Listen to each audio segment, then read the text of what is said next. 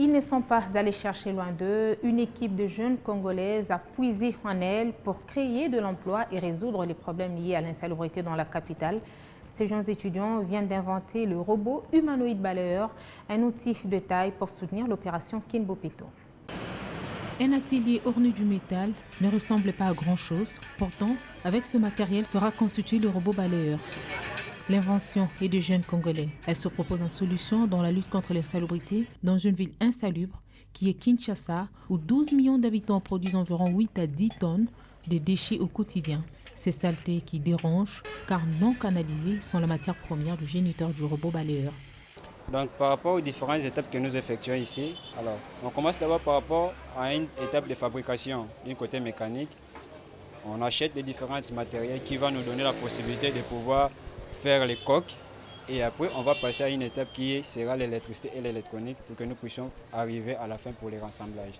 Et il y a aussi une partie intelligence qui arrive à la fin, une partie de la programmation pour que nous puissions parvenir à bien dialoguer avec la machine et la personne qui va commencer à l'utiliser.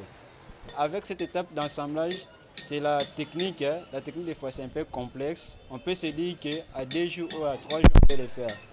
Des fois on les fait à 3 jours, mais avec des petits problèmes que nous pouvons y voir par rapport à notre manière de faire, on peut même prolonger à 2 semaines, voire même 3 semaines.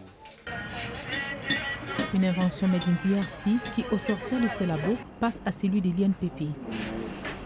Les experts vont plus loin, ils veulent rester plus écologiques, ils optent pour la valorisation des déchets par l'invention d'un robot balayeur. En fait, on est parti du déchet, on voulait contribuer à l'écologie, comme vous pouvez le voir. Il y a de matériaux qui sont recyclables, il y a de plastique, il y a de métal qui ne sont pas neufs. Donc on a essayé de prendre tout ce qui est déchets et de recoller cela pour créer un robot. Et quand l'assemblage doit mettre aux prises l'électronique et la mécanique, les techniciens doublent l'attention.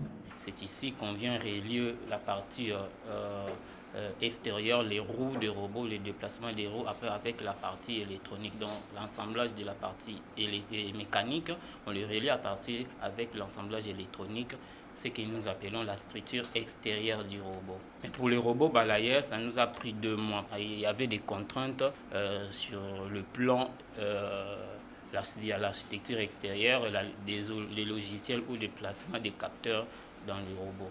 Et bon, la partie la plus difficile, c'est quand on relie les capteurs avec la carte électronique pour nous donner, à l'aide des TCP, c'est les réseaux informatiques pour commander les robots à distance. C'est cette partie-là qui nous prend beaucoup de temps.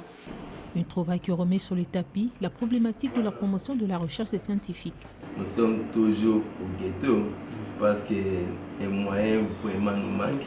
Pour faire quelque chose, il faut aussi que la santé soit vraiment bonne. Quand on dit la santé soit bonne, vous voyez, tout autour de moi ici, j'ai des ingénieurs. Des ingénieurs qui sont là. Il faut les encadrer, c'est vraiment difficile.